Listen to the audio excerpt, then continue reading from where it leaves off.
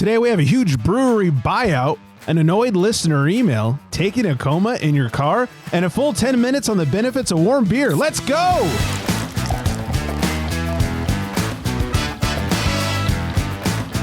By the skin of your teeth. My teeth are officially skinned, and welcome into the Craft Beer Republic. I am Greg, and over there is Big Flexi. What's up? It'd be really weird if teeth had skin. That would be weird. I don't know why people say that. It's the weirdest. It annoys me every time because I'm like that. Either it's gross because like the thought of shaving your teeth freaks me out, and then or it's just stupid because you don't have skin on your teeth. Anyways, I've never thought of it till now. So just go on. Nobody needs to hear this. It's not getting any better. Follow us on the socials at Craft Beer Republic, of course, craftbeerrepublic.com, all that good stuff. Shout out to our top listening city of last week, and that is Ontario, California. Okay, so I just had to question this real quick because you said you've been kind of brain foggy lately. Sure, yeah. I meant to check with you before the show. Actually, California? Actually, California. Okay, just making sure. Yes, not Canada. Same initials though. It's Ontario, CA. So I can see where the confusion is. Not wrong. Yeah, but there is an airport out there. So not the smallest city, but out pretty inland, past LA. Nothing good happens out there. That kind of thing. So there you have it. There's your California lesson. Well, thank you. I learned something today. Yes. Real quickly, don't forget we're still doing nerd stuff. We're trying to the craft beer and the beer podcast terms. Go leave your reviews on Apple Podcasts, all that good stuff. It's my SEO experiment. In fact, our friends over at the Beer and Bikini podcast, as I was doing the research and seeing like where we were in the charts, all of a sudden I noticed they had popped up to like, I forget what it was, like number 4 on the beer, just when you search beer, nothing else. And so I hit her up and was like, hey, like, are you seeing a huge increase in downloads? And she goes, I don't know why. And she went and checked, like, turns out I am. I was like, well, turns out you're ranking higher in Apple Podcasts. So I'm doing everyone's research. I should start charging for this. Not a terrible idea. I mean, that's kind of your thing. Yeah. People pay me for this. Anyways, do you mind if I crack a beer? Please do. Oh, time to crack.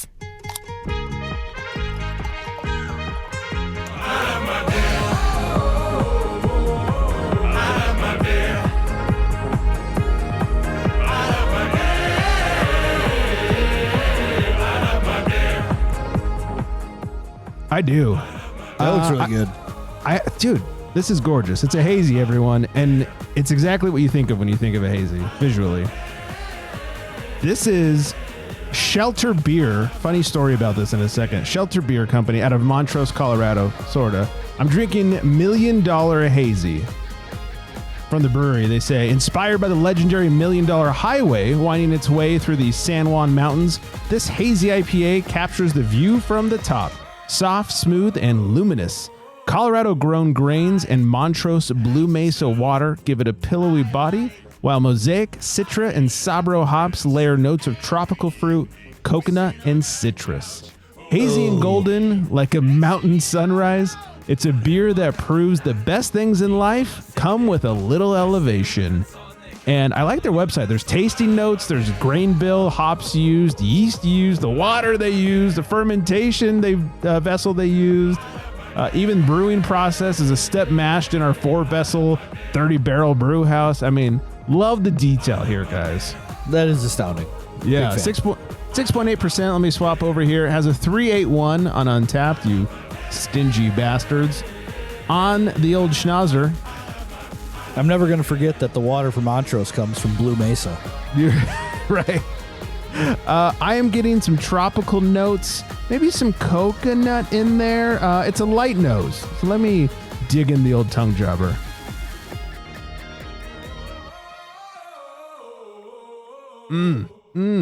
Sabro. It's like that sunscreen hop. You said Sabro and you got me really, really hard. Yeah, this is nice. I love me some Sabro hops. Yeah, this is like the smell of the most delicious sunscreen, but in taste form. It's tropical. It's coconutty. It is pillowy. It even has like a little effervescence to it. Like it's not overcarbonated. Okay. It just kind of like sparkles on the tongue a little bit. So I do like that. I like a little tongue sparkle. Who doesn't like a little tongue sparkle from time to time? It's got Colorado grown Pilsner malt, wheat malt, and flaked oats. The yeast is Coastal Haze. I'm really enjoying this. I think 381 is a little shitty for this one. I don't know if it's because it's a brewery no one's heard of or what, but bump it up to a 4, motherfuckers. I got a single of this bad boy from the craft beer thrift shop, and I actually am wishing I got Quattro. Well, there's always time to go back. There is, because nothing moves off those shelves. Nope. You might be able to even barter for a cheaper price. I will trade you. I was a little worried because there's no date on here, and I was like, oh man, being at Total Wine, like this could be from last week or this could be from last century. So it appears to be pretty fresh. Let's hope that that's the case. If it's not, then it can only get better from here. But I'm definitely enjoying it. It's funny. I will say, here's the can for Flex. Big old shelter across the top. It's a green. It's hard to see, but it's like green topography map on the can. Kind of cool. Shelter beer, I never really heard of. I've had Shelter Distilling from Mammoth, and in fact, they were on the show. I looked it up. Batch 103 had the guys from Shelter Distilling on the show, and they also brew beer. I didn't know. I was today years old. I was looking up the stats for the show, and I realized that they're the same company. It looks like they must do their beer out in Colorado now instead of in Mammoth, or some of their beer. I don't know, but it's that's kind of fun. Yeah, same thing. So same company. So I was like, oh, that's cool. I didn't realize they were doing that. What a full circle moment for you. Yeah. So Shelter Beer / Distillery. I don't know. Kansas Shelter Beer. So I'm going with it. But really enjoy it. I've never seen their beer canned before. It was forever. It was just tap room only. So that's awesome. And heck yeah, I'm digging the shit out of this. I would definitely drink 3.5 more. I love it when they can get those Sabro hops to like vomit out that coconut flavor. I don't even understand how it happens from a hop. I don't know, but it vomited all over the place. It's so good. Wish it was vomiting in my mouth. I know. Baby birding Sabro hops. So many people are turning off their radios right now. I'm so disgusted. No, the baby bird thing, that was actually a little talk of the town today. Went out to lunch, and Sam, who's the bartender, world's famous best bartender at Eagle Park, he's in a band, and they flew out to Daytona this past weekend for Daytona Bike Week. Is there the house band for the main motorcycle company that puts it together? So they got to open up for Kip Moore, who's like a pretty big country star. Okay. But, Daytona Bike Week, lots of parties, bars, all this whatnot going on. And he's telling us stories, showing us these crazy videos. And he said at this one bar they went to, there was multiple bartenders. He said every bar is essentially like a strip club down there because the bartenders wear next to nothing. Hello. And they each have their own menu of different shots that you can take. Not the liquor, each bartender. But yes, because he said they have like their own little square bar. Okay. So it's almost like a farmer's market, but with scantily clad bartenders. I hope those guys are hot. And he was saying that he was naming off some of these shots, and one of them was a baby bird shot. And I said, I'm sorry. Is that where the lady puts the booze in her mouth and then spits it into yours? And he said, yes, that's exactly what it was. So the big joke today was just baby birding everything to whomever. But I would totally do that. I'm not. I might be sick in the head. I would do it.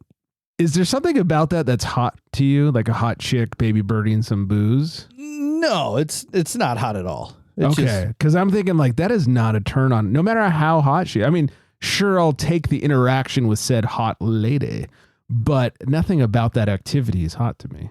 No, it's nothing along that line at all. Okay, you just do it for the story. If you're into that, turn the show off. Bye. But no, it's just I feel like a story to tell. Like, oh yeah, we were so shit faced. We went to this bar and this bartender spit, a shot into dude's mouth. What a story. Yes. What a story that would be. Yeah, and then he was showing us a video of. Have you ever heard of a hurricane shot? I've heard of hurricane drink. Yes, was at New Orleans? Yeah, famous? it's like the same thing and as an AMF basically, but blue or something, I forget. Right. So this he was showing us a video of one of his bandmates taking a hurricane shot. Okay. So you slop back the mixture of whatever they make for you, slug it back, then they spit water in your face and slap you. And we're not talking like a little slap. We're talking like slap in the face contest kind of slap. And this is some real Florida shit. Yeah, that's exactly what they said. Just super duper Florida man type shit. Wow. I don't know what to say to that. Yeah, I don't know. It's I don't know if I would do that one though. I don't like getting hit in the face. No, it's not my favorite pastime. I'll tell you what. So now here's the question for you. When it comes to either or, would you rather do a baby bird shot or a hurricane shot? That's actually a really tough question because you're right. I do not want to get slapped. I also don't necessarily need a lady from the bar spitting into my mouth. Well, I was starting to lead towards baby bird, and here's where I changed my mind. It's Florida. Fair enough. I was like, I don't know what's in that mouth. Or how many. You know what? Never mind. Yep. Moving on. What else is up with your fellas at the bar? Fellas at the bar. Well, Brett, newer listener to the show. Hi, Brett. He was telling us a wonderful story about how when him and his wife went to the same college. Okay. And, they kind of knew each other a little bit from there. And she was kind of telling him stories about when her and her girlfriends used to get together and go out. That's my favorite movie. Right. And, guys get together and they go out and they go to, mack on chicks. Right. Yeah. It's like, patented guy thing. You're 21. So his wife was like, yeah, we used to get together to go out 4 dudes. Sure. And they would call it mack and scrote. I'm sorry. What now? They would actively go out to mack on scrote. So does that mean they specifically wanted to make out with scrotes? I'm thinking a little more than make out, but yeah, that was the end game. That was the goal, and that was where they wanted to get to. Where were they when I was in college? That's what I'm saying. I don't know if I've ever heard of that before. Holy shit. Neither have I. I missed out in my 20s. But you know what? Good for them girls, man. Yeah, doing the Lord's work. Right? Round of applause. Yeah. Hell yeah. That's amazing. Plus, the term mack and scrote, it lives rent-free in my brain. It might need to be the episode title. Batch 501, mack and scrote. Mack and scrote. Yeah. I don't know. Don't put scrote in any of the reviews, though, because I don't think that'll turn us onto a different podcast search. Yeah. That's some SEO that we're not looking forward to. Yeah. Wow. So, yeah, that's pretty much everything that's going on right now in the Monday crew. Good times. Well, we got an email from a listener who I guess is nameless. Maybe it's Brett. Probably not.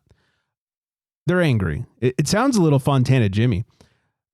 The subject: are tap lists getting out of control? Hey, Greg and Flex, longtime listener, first-time emailer. I've got a question that's been bugging me. Is it just me, or are the brewery tap lists getting ridiculous? I walked into a local spot last weekend, and they had 28 beers on tap. All caps. 28! Half of them were hazy IPAs with slightly different names, 3 pastry stouts that sounded like full desserts, 2 hard seltzers, a smoothie sour, and something that had terpenes in the description. I still don't know what that means. When did we go from simple, well-made beer to needing a spreadsheet and a flavor glossary just to order a pint? Don't get me wrong, I love options, but I also kind of miss when a brewery had like 8 to 10 solid beers and you actually knew what you were drinking. Now I feel like I need to train for all of it. Are breweries doing too much, or am I just becoming the old guy yelling at hazy cloud? Would love your take, and if you say I'm wrong, I'll buy the next round. Cheers. Overwhelmed in Orange County. You're wrong. Yeah, I just want free beer.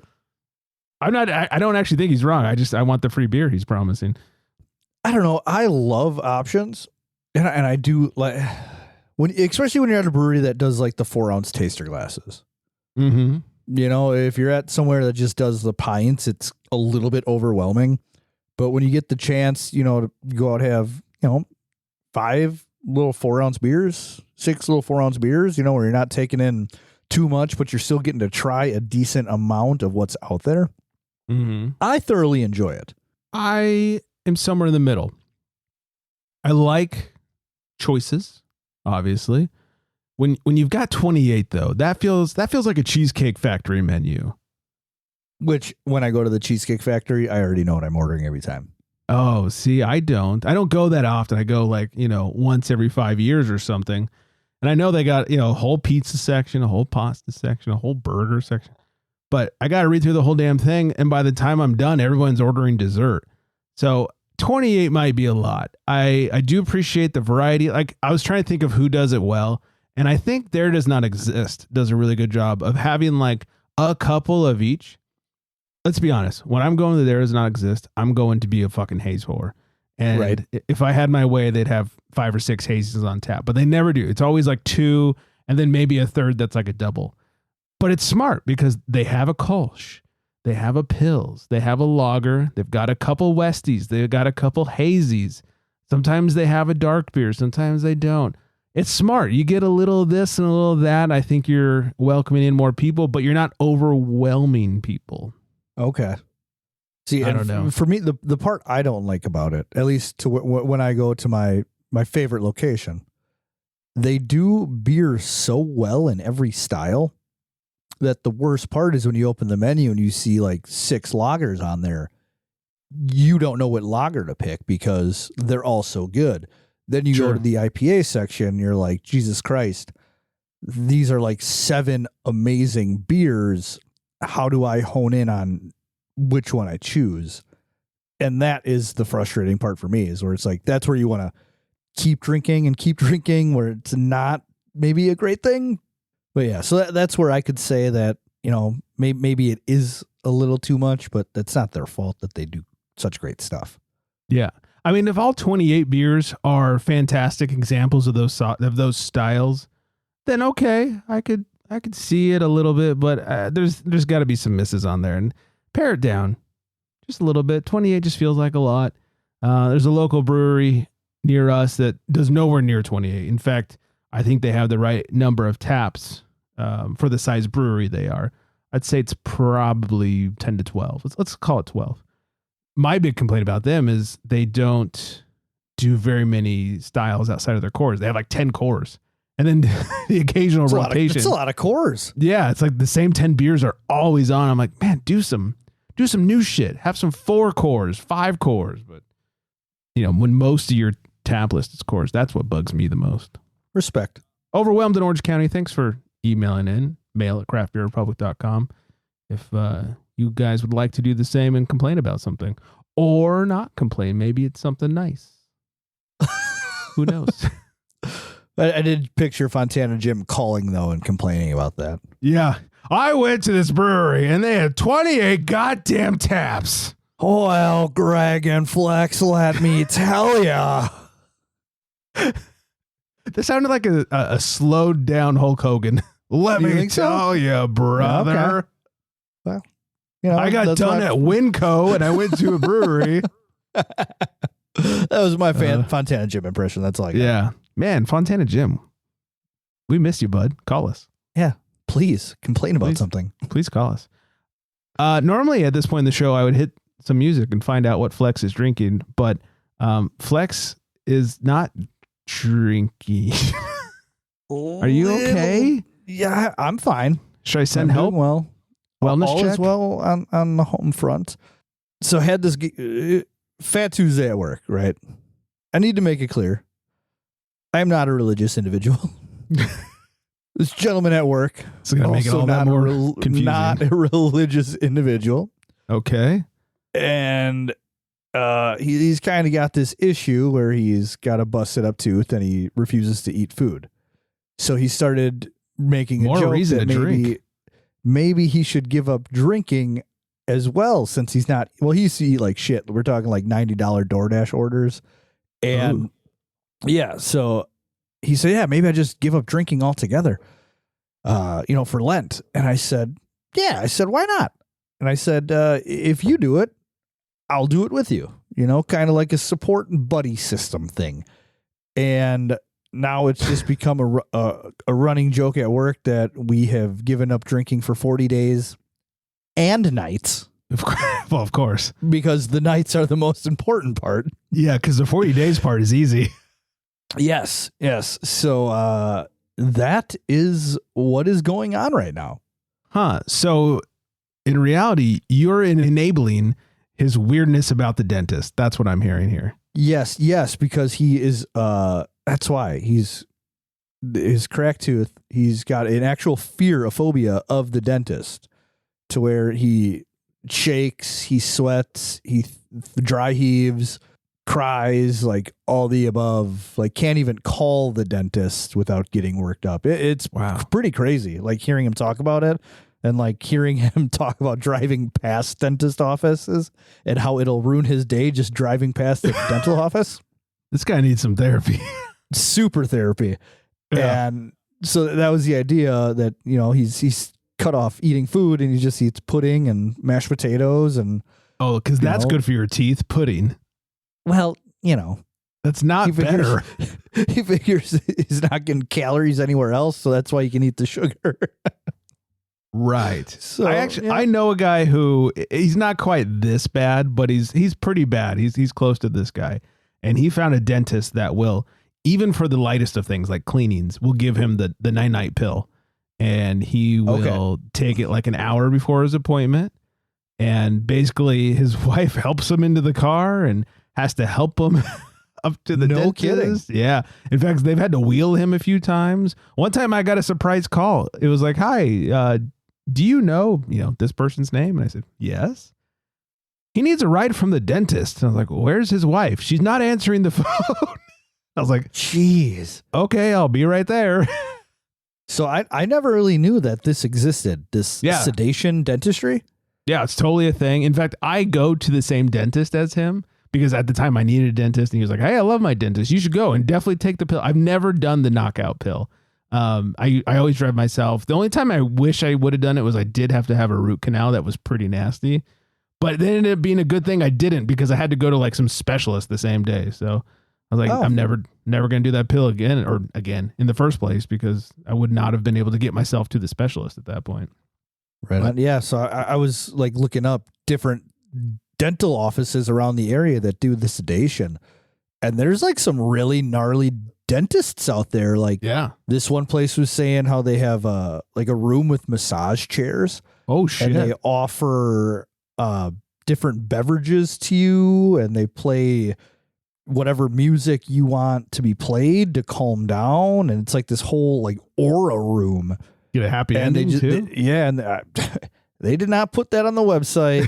Not sure if, maybe it happens. Maybe it's like a tip thing. I don't know. That way you got to ask for full service. These dentists, they used to be the highest suicide rate profession. Oh, because people are so afraid of them and they hate, hate going there, and that they had like a super high suicide rate. So maybe they took that into consideration, or like, maybe so. They're trying to turn things around a little bit. How can we make people not fear us? Right. Huh. Yeah. And they came to the conclusion of massage chairs. That's all it took. That would get me going. Wow. All right. So I guess I'm drinking for 2 for the next, 5 weeks or something? Yeah. Do you want to know my new, when is this over? April 2nd. Thursday, April 2nd is when Lent is over. I'm giving up sobriety for Lent. Does that count? That's a good thing. Do you want to hear what I've been drinking? What my little like urge is now? Oh gosh, go on. Just to feed the hunger. Uh-huh. Are you drinking? Have you ever? Was that Athletic or whatever? No. I would never. You ever heard of a dirty soda? Isn't that just a soda with vodka in it? No, it's like a soda with cream, like cream, like isn't that half like and half, or like coffee something? creamer. I don't know. I'm pretty sure it's called a dirty soda. Okay. So I was hanging out in my living room watching TV one night, and I was like, man, I had like half a Diet Coke left in my cup. Like I got the urge for something a little sweet, and I thought, hey, I got some French vanilla coffee creamer in the fridge. No. And I thought, hey, people do this. It's got to be good. And you just do a little splash in the Diet Coke, and it is just heaven in your mouth. No. Greg, wipe that look off your face. No. You gotta try it. No. So this doesn't sound good at all. So I did text my buddy Andy, and I said, hey man, this is what I'm on now. So he went out and he bought himself some French vanilla creamer and a bunch of soda. And now he does the same shit. And he texted me today, said that he needed a re-up. And he sent me a picture of a bottle of coffee cream, a 12-pack of Zero A&W root beer, and cherry Pepsi. You guys need help and a dentist. Oh, I'm telling you, you gotta try it. I think I'll pass, but the root beer, by the way, is the best. We did take a Sunday at work, and I brought in some creamer. I mean, that probably tastes like a root beer float, right? Oh, it's amazing. It tastes exactly like a melted root beer float. It is dessert in a cup. You ready to fucking stone me to death? Not a root beer float fan. Well, I mean, I get it. It's just, you know what I want? I want a root beer, and I want some ice cream, but I don't want them fucking. Oh, I love them fucking. No. And I love being like the third wheel in it too. No. I want to be the pimp to their hose. I tell them what to do, but not at the same time. Okay. I guess I can respect your decision. I don't like it, but I respect it. I appreciate that. Yeah. All right. Well, Flex is Greg, I'm drinking for 2 for the next few weeks. So people want to send in some beer reviews. I'll happily play them on the show. Otherwise, I'm going to get real drunk. So there you have it. I was going to text you today and say, hey, maybe 2 beers on the show for you. I almost did. And I thought, you know what? We know what the reading's going to be like.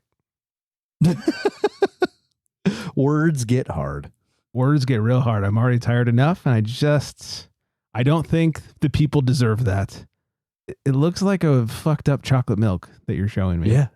It's really good. I do like your glass though. It's a sweet glass.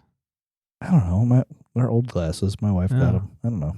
That's cool looking. Nice design. Very like Art Deco. Just a water glass.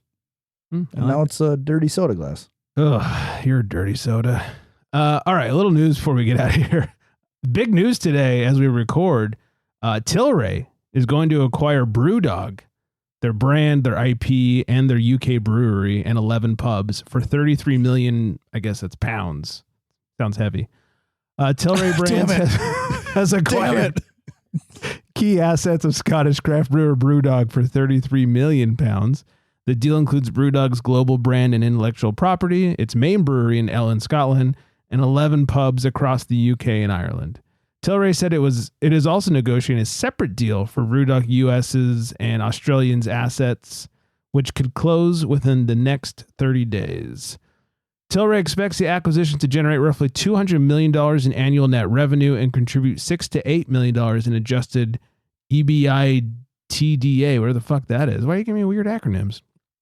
Brewdog is one of the most iconic mission-driven craft beer brands in the UK, said Tilray CEO Erwin Simon. Has he never read the news?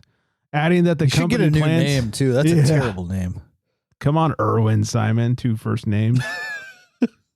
Adding the company plans to refocus the brand on craft beer excellence and return it to profitable growth. Sorry, I know you've got 2 first names too. Yeah, don't tell anybody. Yeah, I won't hold it against you. Flex Emis. That was really dumb. Brewdog, once valued as high as £2 billion, even heavier, and has more than 200,000 individual shareholders from its Equity for Punks crowdfunding campaigns.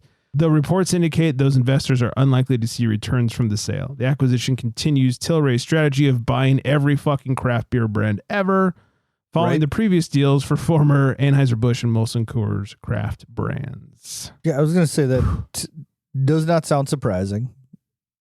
The Tilray buy them out. But also, I feel like that's kind of a deal for them. 33 million whatevers. Yeah. I mean, what does that equate to in doll hairs? Yeah, I guess I could have done that. Given our economy, probably quite a bit. Over $44 million. Yeah, I still feel like that's kind of got to be a steal for them. Maybe. I don't know. I mean, breweries aren't worth that anymore, are they? I don't know. What do I look like? A brewery worther guy? Appraiser? Yeah. That's what I said. Yeah. Sorry. It's a weird connection issue. I went through a tunnel. This one hits close to home. Drake's Brewing out of NorCal, Fig Mountain out of my hood, formed joint venture under West Coast Craft banner. Drake's Brewing and Figueroa Mountain Brewing have formed a joint venture known as West Coast Craft, the companies announced last week. In addition to Drake's and Figueroa Mountain, the JV will include Bear Republic, which Drake's acquired in 2023, and lager brand House Beer, which is part of Figueroa Mountain. WCC brands will retain their independence in marketing, branding, and innovation, and there is no change in ownership per the announcement. Would you guys just become friends? Like, what? What is it if you're not changing anything? Yeah, it sounds like a drunken night that we're like, hey, right. We should do this. Yeah, you guys but want also, double Dutch? Like a real vague new name. Yeah, West Coast Craft. Yeah, I'm actually kind of surprised that it wasn't taken for something else already. That's true. Also, hot take: Drake's hasn't been relevant in a long time, and Fig Mountain's just gross. So, suck it. The only thing worth anything there is Bear Republic. Don't fuck up Bear Republic. You heard it here. You heard it here first. Don't fuck it up. Don't fuck it up. See how much hate mail I get for that one. And along the same lines, Left Hand Collective adds Bootstrap Brewing and will move their production to the Left Hand facility. Just everybody joining up. And San Diego's finest city beverages platform grows with House of Mason acquisition. Latitude Brewing, the umbrella that includes Latitude 33 and Thorn Brewing, has acquired the House of Mason brand platform, which includes Mason Ale Works, Epic Brewing, which they've been on the show, Second Chance Beer Co., Castellum Ciders, Old Harbor Distilling, and Swell Soda. The deal closed on December 31st, according to a press release. Lots of mergers and friendliness happening. Yeah, that was like the theme of 2025, and it seems to be spilling into 2026. Really does. This should surprise no one. Monster alcohol net sales declined nearly $37 million. Get right out of town. Last year. And they take a $53.7 million impairment on their alcohol brands. And for those of you that are new, an impairment charge is an accounting write-down that reduces the value of an asset when it's determined to be worth less than originally expected. Most of that charge, $51.2 million, was recorded in the fourth quarter. Bad fourth quarter last year. That's usually how you lose games. Touche. If you ever want to kill a brewery off, just sell it to Monster at this point. Boston Beer. Oh, this is sad news. Boston Beer's Angel City Brewing sets last day for April 30th. Angel City Brewery's last day in operation will be April 30th. The LA-based Boston Beer subsidiary announced on social media earlier this month. Plans for the brewery's closure were revealed in August when Boston Beer announced it would shutter its truly LA taproom and Angel City locations. The company also shared hopes to sell Angel City so the brand can live on, but that has yet to materialize. I am a little surprised that no one's at least tried for the IP of Angel City. But here we are. Yeah, what are you going to do? Maybe you should. Do? There you go. You know what? I got $20. Offer it. Yeah, I probably have $20 too. I could scrounge some up. The CBR Collective is going to offer $40. $40 for Angel City IP. Sounds like a deal to me. Let's do it. We'll probably still lose money. It's worth a shot.